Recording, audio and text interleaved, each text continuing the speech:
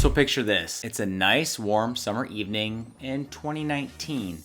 You're sitting on your front porch looking through all the great real estate listings that Zillow has to offer. The market seems, let's say, normal. But little did you know, you were about ready to hop onto the wild ride that was gonna reshape the real estate landscape in America. Now, fast forward to today. The housing market's been through a pandemic, a boom, and well, that's what we're getting ready to talk about today. Hey there, fellow homeowners and aspiring buyers. I'm Rob, and today we're gonna dive into a topic that I know it's keeping all of us up at night, the housing levels in America. And be sure to buckle up because this story has more plot twists than a roller coaster. So before we begin, let's rewind to 2020. Our world was just turned upside down, and our homes became our office, our gym, our school, our sanctuary, and the housing market went into overdrive. And throughout America, the housing inventory levels completely plummeted. And in March of 2021, there was just over 440,000 houses available nationwide. That number is less than half of the amount of homes that we had just 2 years prior. Prices were skyrocketing, bidding wars became the norm, and buying a home felt like you were trying to catch a unicorn. I know we joke about it now, but we could put a sign in the yard back then and have calls on our phone before I even got back to the office. It was insane. But here's the kicker. We all knew that frenzy would not last forever. And that brings us to where we are today. Let's call it the Great Rebalancing, year 2025 and beyond. Now, it's just after March in 2025, and we are seeing that shift happen before our eyes. Active listings have climbed to over 890,000 homes, a whopping 28.5% increase from this time last year. But before you panic, let's put some perspective on this. We are still about 20% lower than the pre-pandemic levels. So it's kind of like we've been in a little housing drought, and now we're finally starting to see a little bit of rain. But hold on tight, we're just not out of the woods yet. And check this out, here's where it gets super interesting. Do you remember those rock bottom interest rates that were going on during the pandemic?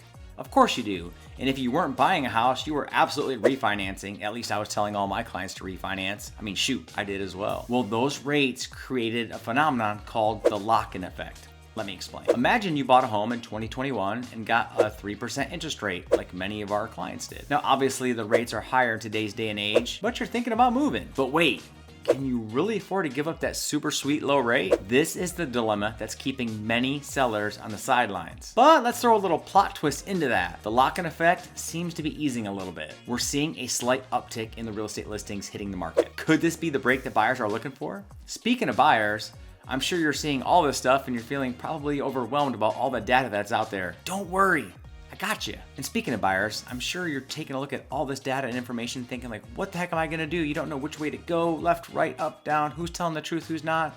Don't worry, I'm here to take care of you. I have several resources in the description below that are curated to help you, especially if you're looking at real estate in Texas or new construction anywhere throughout the country. Again, those are in the description below. Let's get back to the video. Now, I wanna zoom in on a map of America. Now, it's not just one specific market.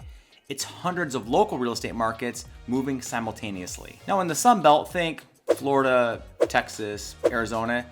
In that part of the region of the country, inventory is actually above pre-pandemic levels. These areas saw massive price swings, and now they're really starting to cool off. We've seen that firsthand here in the greater San Antonio area. Trust me, it has been insane, especially in New Braunfels, and then forget about Austin. That's a whole nother level. But if we swing over to the Midwest and the Northeast, it's a completely different story. The inventory levels there in these areas are tight, and sellers still may have some power this spring. And here is another wrinkle of the story. Builders have been super busy, especially here in the Sun Belt area. There is no shortage of amazing new homes, especially with incredible incentives. It's actually pretty difficult for residential resale, especially here in the greater San Antonio area, to keep up with the new construction incentives that are going on right now. This supply of new construction homes is giving buyers tons of options, and it's putting a lot of pressure on the residential resale sector. So it's like if real estate was a game of chess, the new construction builders just called checkmate. Will the inventory keep rising, and then what will that do to the home prices? If this trend continues,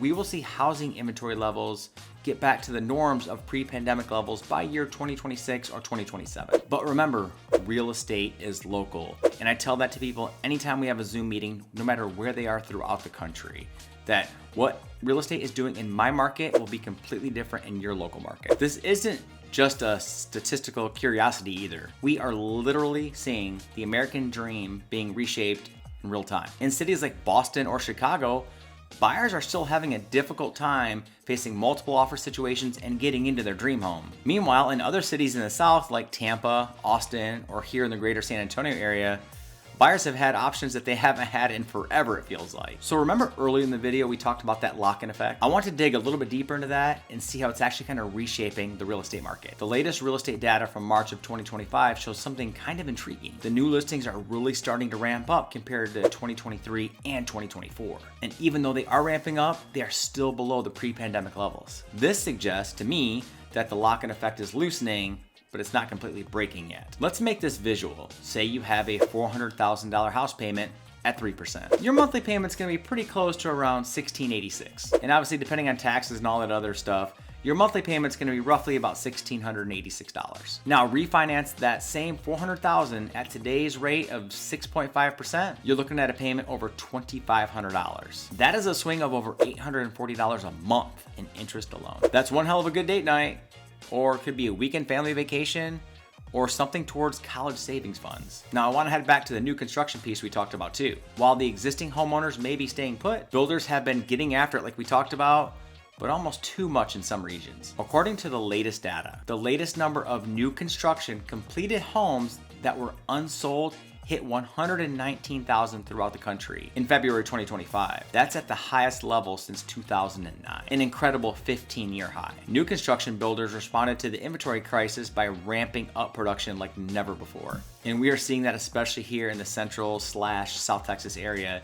Any kind of farmland that has been available in and around San Antonio, especially going up the I-35 corridor towards New Braunfels and Austin, and then out west, like the Alamo Ranch area, and then going out towards Castroville, the development has been insane. But with all this growth, the builders are having to face a new challenge: finding those buyers can afford their homes. Now, we're seeing this oversupply all throughout the Sun Belt. The builders rush to the challenge to meet that pandemic era migration to the south. Now that migration has maybe slowed a little bit and the interest rates have risen, they are offering incredible incentives on their inventory homes to get those things moved. And let's talk some more dollars and cents. The median home price in America reached just over $400,000 at the end of 2024. And that's an above average 4.7 year-over-year increase. But even more importantly, that's the 17th consecutive month of increases. So take somebody like me, a 45-year-old viewer of this video. It presents an interesting question. So if you bought your home before 2020, you're likely sitting on a great amount of equity right now in your home. But moving means trading in that great low interest rate for a higher one. And let's talk to the renters. If you're renting and looking to buy, you're facing both high rates and prices. Now, despite the recent increases in the housing inventory levels, America still faces a fundamental problem. And this supply gap just didn't happen overnight. It's the result of a decade of underbuilding since the 2008 financial crisis. Remember that? And some experts are warning that this shortage can last for years, which would require extensive construction to kind of bridge that gap and bring up that deficit. And this persistent undersupply has sustained competition for the buyers out there currently, keeping the home prices relatively stable even with the higher interest rates. So if we maintain the current year-over-year inventory growth, we'd have just over 1 million active inventory homes by March of 2026 and 1.3 million homes by March of 2027. And that would put us back at the pre-pandemic norms. But come on now, is real estate ever that simple or predictable? Hell no. Here are several factors that could accelerate or slow that trend. Number one, the interest rates. If they drop significant enough, usually about 1.5 or 2, then sellers may think more about selling that home and getting out into the market, which would increase those levels. Number two, new construction. Builders may ease off the gas a little bit if those completed home inventory levels continue to rise. Number three, economic conditions. A recession could force more homes out of the market. And number four, regional shifts. The migration patterns of people tend to shift where inventory levels are needed most. Another factor that's reshaping inventory levels is buyers' expectations. Smart homes are no longer considered luxury, they're considered standard. And homeowners that are in some of the older homes that don't have some of this new technology, they may be at a disadvantage, especially with those new construction homes that have all the automation and built-in connectivity. Now, this technology is creating a different kind of lock-in effect. Homeowners that want this kind of technology may just choose to retrofit their house with it rather than move, further constraining the inventory. And I can tell you firsthand, one of my good friends here in the South Texas area owns a smart home automation company, and his business is skyrocketing 2 to 3, sometimes 4 months out from working on projects. Meanwhile, builders of new construction have already incorporated this into their overall home structure, just further enticing buyers to look at new construction rather than residential resale. Now, if you're one of our many investors that are out there watching this video looking at the statistics, you're kind of in a mixed landscape right now. Rental demand remains pretty robust, primarily due to affordability issues for many of the buyers that are trying to find homes in the current market. And this situation right here really benefits the buy and hold type of investor, especially in the markets that have limited rental supply already. However, with some of this inventory rising in some of the regions, those days of the quick flips with guaranteed appreciation, they may be waning. And I want to touch on the demographics as well, as it plays a crucial role in the real estate market. Millennials in their prime home buying years right now represent a lot of pent-up demand. Meanwhile, the baby boomers are staying in their homes for longer periods of time, further constraining that housing supply. This generational standoff creates an inventory challenge. You see, many of the baby boomers own larger homes that would typically enter the market when they decide to downsize. But with the limited affordable options and that lock-in effect, they are staying put, keeping these family-sized homes off the market. So as we wrap up this journey through the American Housing Inventory Challenge, let's remember this. Behind all the statistics that I just gave, there's a family making a major life decision. The housing market this year in 2025 isn't boom or bust. It's really a complex ecosystem that's adjusting to new realities. So whether the current inventory levels either increase or decrease or maybe even plateaus, those really depend on countless of individuals' decisions. Do you move or do you stay put?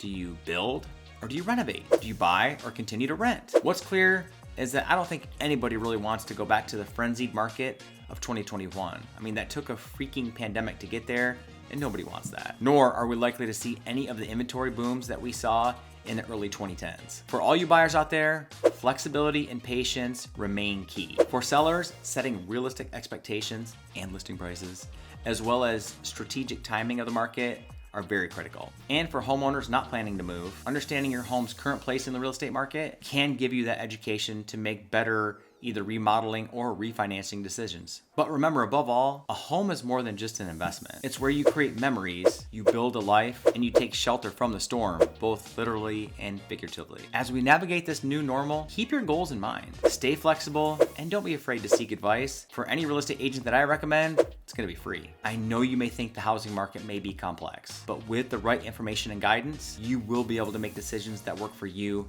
and your family. So thanks for joining me on this wild roller coaster of housing inventory levels. I hope you found this information helpful. And speaking of the new construction that we kind of covered, I have a great new video on the pros and cons of new construction, and that video is located right here.